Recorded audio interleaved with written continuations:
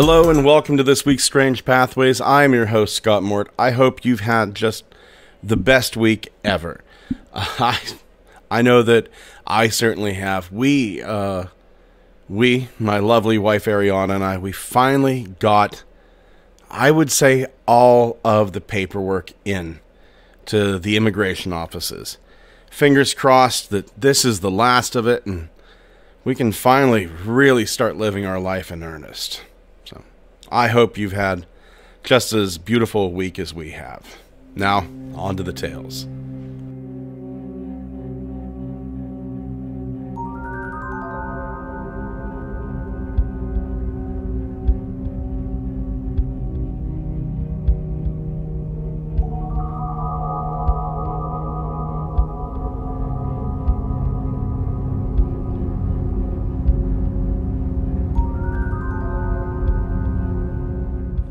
Our first tale takes us back to the night of January 23rd, 1974. I'm going to try to pronounce this correctly. My good friends Ugly Wretch Phoenix and Belush has helped me out with this.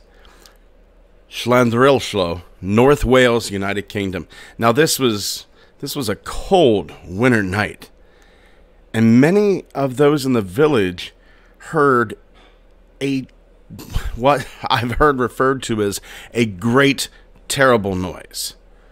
Now, a lot of these villagers, the first thing that kind of popped into their mind was there's been an explosion. There's been some sort of accident and just a huge, huge explosion. I'm sure a lot of them were hoping no one's dead, but they did exactly what a lot of us would do. They went outside to see what happened. And just off in the distance from Llandrillo is a mountain, Cadair Bronwen.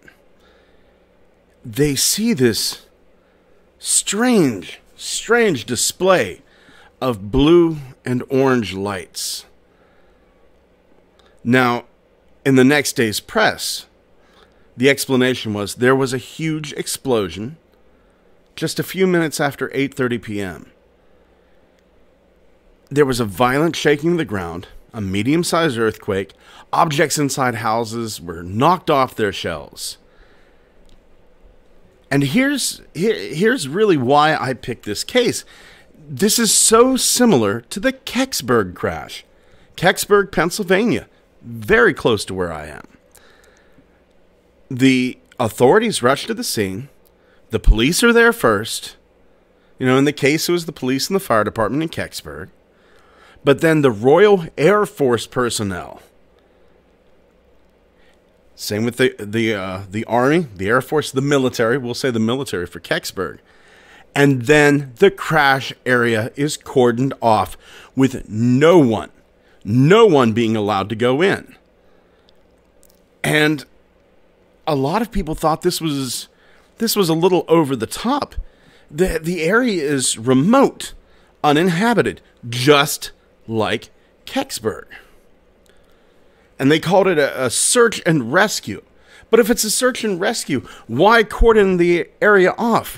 Why let no one be allowed to enter? You would think with a search and rescue, you would want as many feet on the ground, as many eyes on the problem as you can. This search and rescue lasted for several days in the Berwyn Mountains. Now, there was a witness. This witness was working at a hotel in Bala. And this witness said a group of men had arrived at the hotel and stayed several days. They said that they were involved in the operations at the crash site, but whenever asked about any of the stuff there, they straight up refused to answer any questions, any of them. Now, there was a lady who was a nurse. She was living in Llandrillo. This anonymous nurse, she was asked by the local police to assist in a plane crash near her house. So she gathers her things together, and she takes her daughters with her. She doesn't have anyone to look after them. Now, they're teenagers, but still, it's late at night. This is on the fly. you want somebody to look after them, but she doesn't have that. She takes them with her. She's driving on a street, a road, the B4 391. That goes from Bala to Llandrillo. I'm sure I mispronounced that. It's 10 p.m. It's cold. It's winter. So the road is nearly deserted. She goes up into the mountains and sees it. It was an intact object, large, circular, and glowing orange. The three of them, the woman, her daughters, are all within a few hundred feet of it. There's no mistaking what this is. This is a flying disc. Immediately what you think of as a UFO. This is what she's seeing. This is what her and her daughters are seeing. She sees the police, the military. They're a lot closer. She explains why she's there, and they tell her, get out, leave. She was told so sternly that she was afraid for her and her daughter's safety. She didn't even put up an argument. The authorities escorted her from the site. Now, these roads around the crash site, they stayed closed for quite a few days. This nurse, curious, talks to some of the local shepherds. The shepherds said, yeah, we're not even allowed to tend our flocks.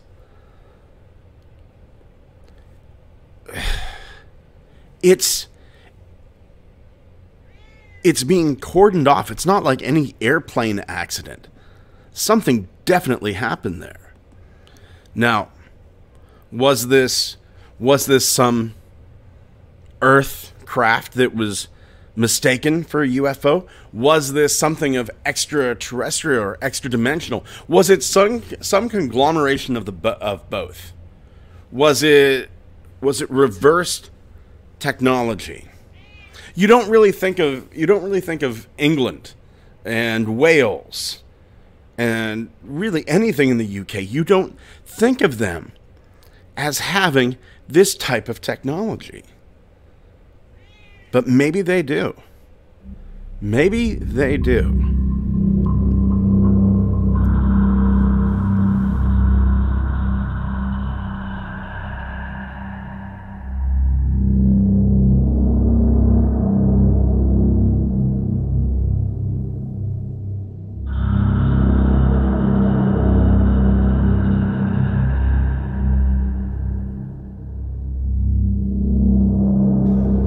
Our next tale takes us to March 21st, 1982, Warsaw, Poland.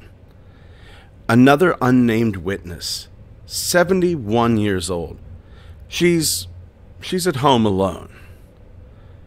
Now, I know as I'm getting older, I find myself needing the exact opposite of what I thought I would as I get older. I feel that I sleep less than I ever did. And that must be the case, because this 71-year-old witness is up until 4 a.m. She's reading a book, listening to a radio she has on her couch. And quite honestly, that feels like the perfect night to me. She is suffering from insomnia. And she's having just the roughest time sleeping. But finally, it does come to her. Sleep does come to her. But she's woken up by a very faint voice going, pie, pie, pie, pie. She's lying on her couch, facing the wall, and she keeps hearing it. Pie, pie, pie, pie, pie. Very faint. She gets up. Goes over to the window. Pie, pie, pie, pie. It's not coming from there. 6 a.m. She looks at her watch. It's 6 a.m. Then it hits her. It must be coming from the radio. She goes over to the radio. She can still hear that voice. Pie, pie, pie, pie. Checks it. The radio's off. Pie, pie, pie, pie. Our brains do weird things. She starts to think it must be outside. She goes back to the couch and lies down. And she can still hear that voice. Pie, pie, pie, pie. That's whenever the 71-year-old woman realizes someone is in her house. Pie, pie. The sound stops. And then she gets the sensation that someone is speaking. She's not hearing it, but she feels that someone is speaking. Wake up. The woman, she's already awake, but she hears, well, that's wrong. She feels a voice say, wake up. She turns her head towards the balcony. About 1 meter from the couch, there's this being floating just a foot or two off the ground. The witness is completely calm. No fear whatsoever. She turns to her left side on the couch.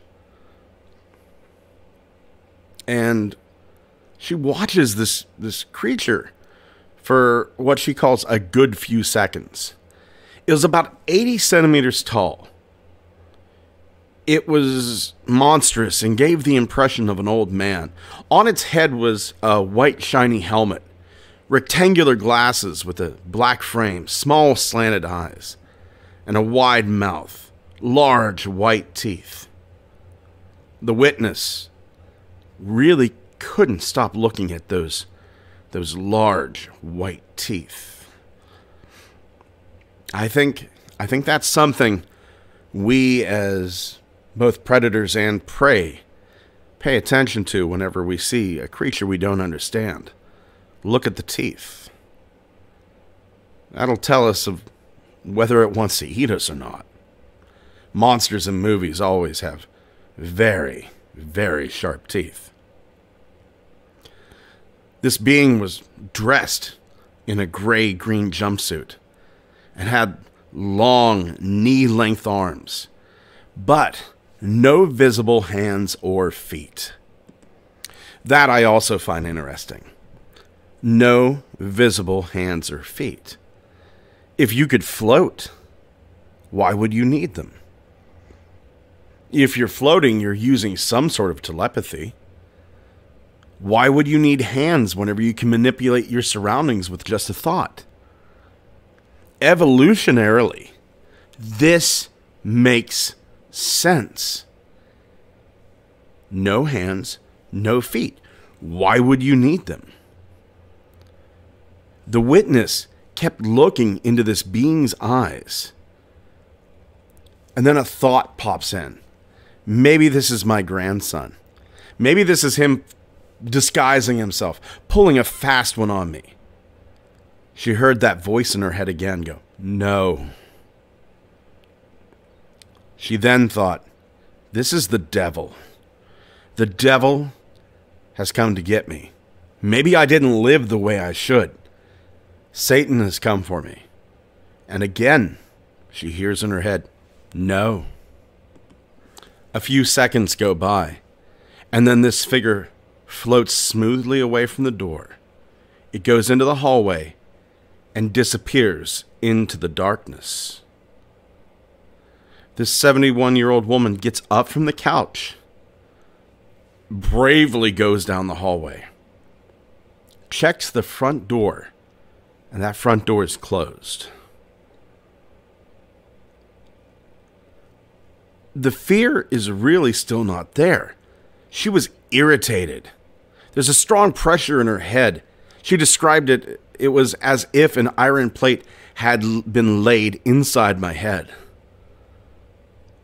She catches a glimpse of herself in the mirror, and she is very, very pale. She's a little worried about herself. So she decides, I'm going to go get my daughter. She just lives down the street, right next door to me. She's in a neighboring block of flats. I'm going to tell her everything. She goes. She tells her daughter every last detail of this. And to that daughter's credit, she goes, Mom, I'm worried about you. Let's go back to the apartment and let's check it up and down. Let's see if we can find any trace of anything. But they look through everything, down the hall, by the balcony, looking for any clue whatsoever. But they find nothing. Now, just the day before this, this woman felt very ill. They actually thought she might have bronchitis. But that day, when the daughter saw her mother right after, she was surprised. Her mother was lively. No sign of that bronchitis whatsoever. In fact, the mother's health improved quite a bit. And was this way. She was lively and spry for 6 months. The woman feels that during her encounter with this being, that she got the feeling that it was friendly in its own way. In fact, the woman would sometimes joke that she still felt his care. Now, after this sighting, this witness began to take an interest in ufological topics. And why wouldn't you? Why wouldn't you? I'd want to know what happened to me. Very rarely do you hear anybody who's seen a ghost or seen some sort of UFO or an alien or seen some sort of cryptozoological marvel. Very rarely do they not look into it whatsoever.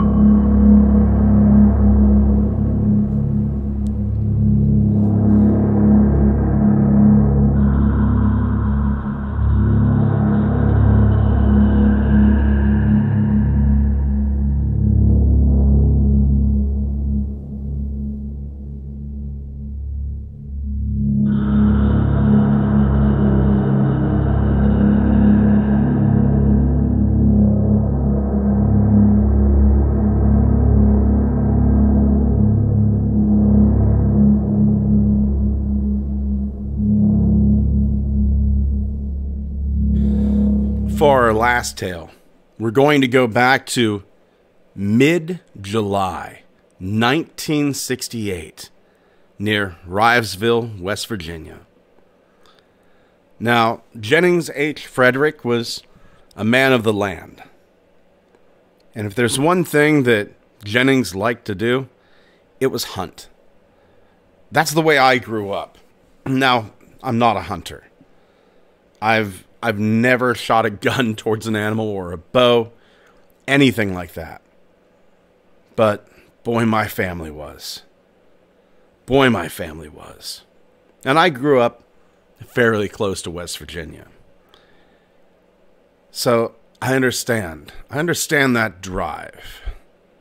It's just that drive isn't in me. I'm a little too empathetic towards deer, small animals. I can't do it. I can't do it. But Jennings could. And Jennings was in the woods hunting.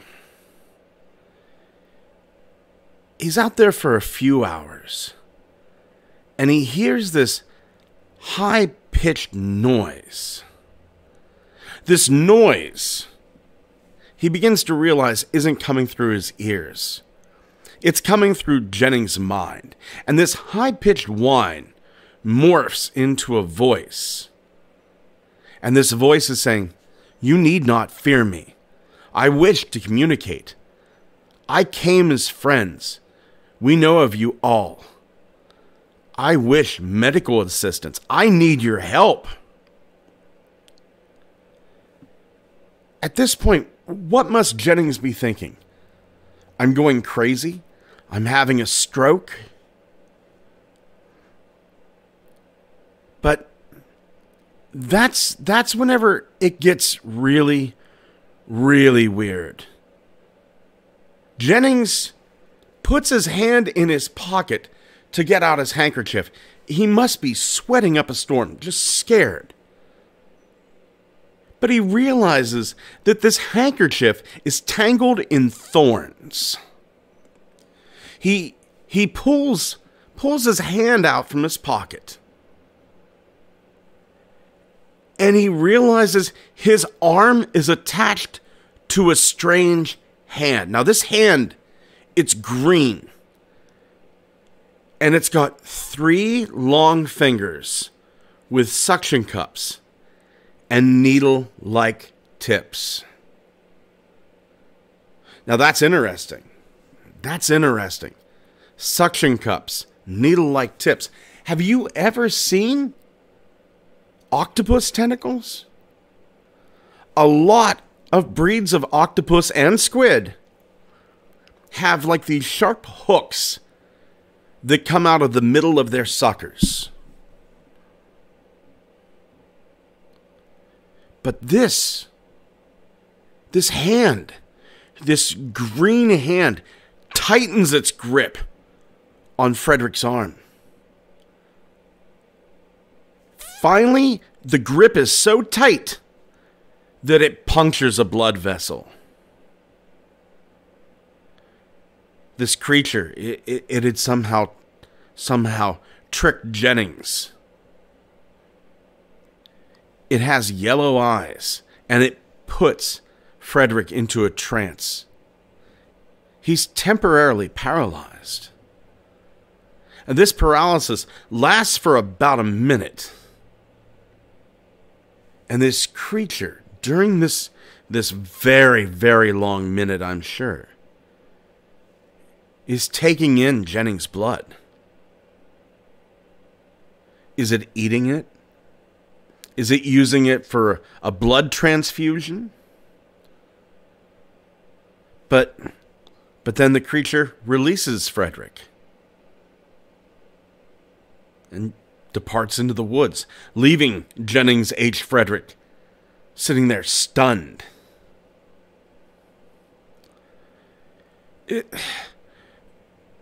The creature was stalk-like. It has semi-human facial features, pointed ears, but this creature looked like a giant plant. The creature leaves Jennings H. Frederick behind. It disappears into the forest, making 25-foot strides. Jennings was hospitalized for this, but made a full recovery. Lived a good life. He studied art. He was an avid collector of natural artifacts. He was even a Vietnam veteran, serving in the U.S. Air Force as an airplane technician. Lived a not a super long life. He lived to the age of 62. He passed away April 10th, 2012. I doubt he ever got the answers that he was looking for about what happened to him that day. I doubt we'll ever get those answers.